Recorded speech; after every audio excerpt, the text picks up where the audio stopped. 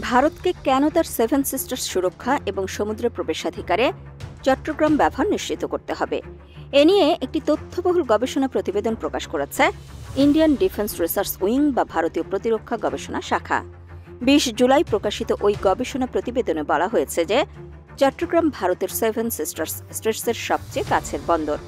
চট্টগ্রামের মতো গভীর সমুদ্র বন্দরে প্রবেশাধিকার নিশ্চিত করা গেলে ভারতের অর্থনৈতিক ও ভূ রাজনৈতিক উভয় দিক থেকেই অত্যন্ত গুরুত্বপূর্ণ পরিবর্তন আসবে।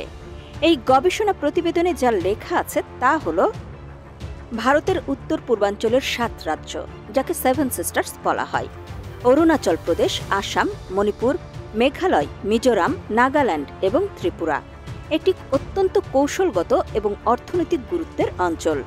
ভৌগোলিকভাবে ভারতের মূল ভূখণ্ড থেকে বিচ্ছিন্ন, শুধুমাত্র শিলিগুড়ি করিডর দ্বারা সংযুক্ত। এই রাজ্যগুলো সংযোগ, উন্নয়ন এবং নিরাপত্তার দিক থেকে অন্যান্য চ্যালেঞ্জের মুখোমুখি। এই অঞ্চলের ভাগ্য পরিবর্তন করতে পারে এমন একটি গুরুত্বপূর্ণ বিষয় হল বঙ্গোপসাগরে প্রবেশাধিকার নিশ্চিত করা, বিশেষ করে বাংলাদেশের চট্টগ্রামের কৌশলগত বন্দরের মাধ্যমে। এই নিবন্ধটি অনুসন্ধান করে যে কেন ভারতকে তার উত্তর পূর্বাঞ্চলকে সুরক্ষিত করতে এবং দেশের বাকি অংশ এবং বিশ্বের সাথে তার অর্থনৈতিক ও কৌশলগত একীকরণ বা যুক্ত করতে নিশ্চিত করতে চট্টগ্রামকে ব্যবহার করার বিষয়টিকে অগ্রাধিকার দিতে হবে। বাংলাদেশের প্রধান বন্দর নগরী চট্টগ্রাম, বঙ্গোপসাগরের প্রবেশদ্বার এবং এই অঞ্চলে সামুদ্রিক বাণিজ্যের জন্য একটি গুরুত্বপূর্ণ কেন্দ্র। ভারতের উত্তর পূর্ব থেকে মাত্র ২০০ কিলোমিটার দূরে অবস্থিত। এটি সেভেন সিস্টার্স স্টেটসের সবচেয়ে কাছের প্রধান বন্দর।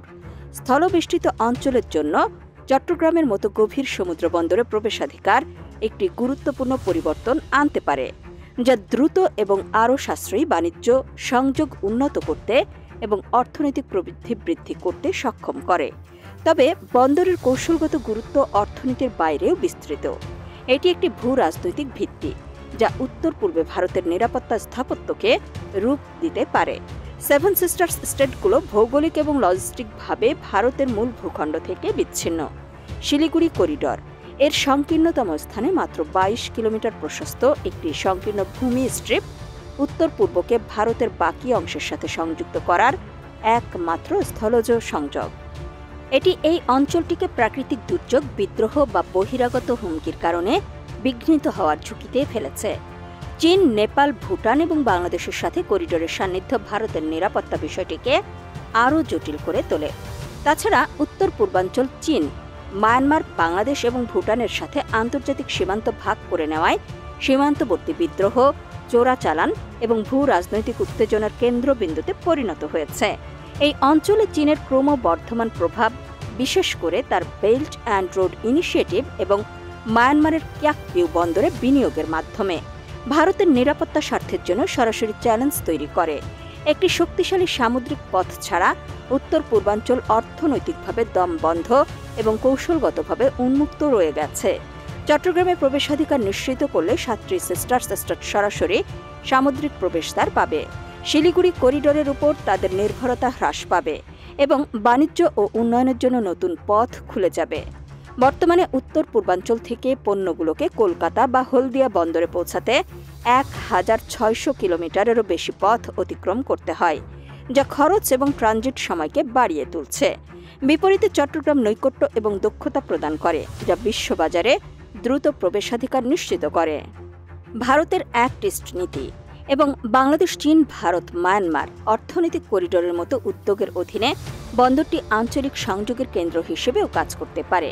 চট্টগ্রামকে কাজে লাগিয়ে ভারত তার উত্তর পূর্বাঞ্চলকে দক্ষিণ পূর্ব এশীয় অর্থনীতির সাথে একীভূত করতে পারে, যার ফলে চা, পর্যটন এবং হস্তশিল্পের মতো শিল্পের বিকাশ ঘটতে পারে, যা এই অঞ্চলে প্রচুর পরিমাণে বিদ্যমান। বঙ্গোপসাগরে চীনের ক্রমবর্ধমান উপস্থিতি, বিশেষ করে ক্যাকপিউ অর্থাৎ মায়ানমার এবং হাম্বানটোটা অর্থাৎ শ্রীলঙ্কার মতো বন্দরগুলোতে বিনিয়োগের মাধ্যমে চট্টগ্রামের উপর ভারতের প্রভাব নিশ্চিত করার প্রয়োজনীয়তার উপর জোর দেয়। চীনা অধ্যুষিত বঙ্গোপসাগর ভারতের উত্তর পূর্বাঞ্চলকে ঘিরে ফেলতে পারে, যার ফলে এর কৌশলগত চালচলন সীমিত হতে পারে। চট্টগ্রামে প্রবেশাধিকার নিশ্চিত করার জন্য বাংলাদেশের সাথে একটি শক্তিশালী অংশীদারিত্ব গড়ে তোলার মাধ্যমে ভারত চীনের সামুদ্রিক উচ্চাকাঙ্ক্ষার ভারসাম্য বজায় রাখতে পারে এবং উত্তর পূর্বাঞ্চলকে দেশের একটি নিরাপদ এবং সমন্বিত অংশ হিসেবে নিশ্চিত করতে পারে। এছাড়াও আন্দামান ও নিকোবর দ্বীপপুঞ্জের সাথে চট্টগ্রামের নৈকট্য, যা একটি গুরুত্বপূর্ণ ভারতীয় নৌঘাঁটি, তার কৌশলগত মূল্য বৃদ্ধি করে। বাংলাদেশের সাথে একটি সহযোগিতামূলক কাঠামো ভারতকে বঙ্গোপসাগরে শক্তি প্রদর্শনের সুযোগ করে দিতে পারে, তার সামুদ্রিক স্বার্থ রক্ষা করতে এবং সম্ভাব্য প্রতিপক্ষকে প্রতিহত করতে পারে। উত্তর পূর্বের জন্য অর্থনৈতিক সুবিধা সম্পর্কে প্রতিবেদনে বলা হয়েছে, সেভেন সিস্টার্সের অর্থনৈতিক বিচ্ছিন্নতা তাদের উন্নয়নকে বাধাগ্রস্ত করেছে, সীমিত অবকাঠামো এবং সংযোগ বৃদ্ধিকে বাধাগ্রস্ত করছে। চট্টগ্রামে প্রবেশাধিকার এই অঞ্চলের সম্ভাবনাকে উন্মোচন করতে পারে। প্রতিবেদনে গুরুত্বপূর্ণ বিষয়সমূহ 4টি পয়েন্ট আকারে তুলে ধরা হয়েছে। প্রথমেই বলা হয়েছে বাণিজ্য খরচ কমানোর বিষয়টি। প্রতিবেদনে উল্লেখ করা হয় যে নিকটবর্তী বন্দরের সরাসরি প্রবেশাধিকার পণ্য পরিবহন খরচ কমাবে, যা উত্তর পূর্বাঞ্চলের শিল্পগুলোকে আরও প্রতিযোগিতামূলক করে তুলবে। এরপর সংযোগ বৃদ্ধি সম্পর্কে বলা হয়েছে ভারত বাংলাদেশ মৈত্রী সেতু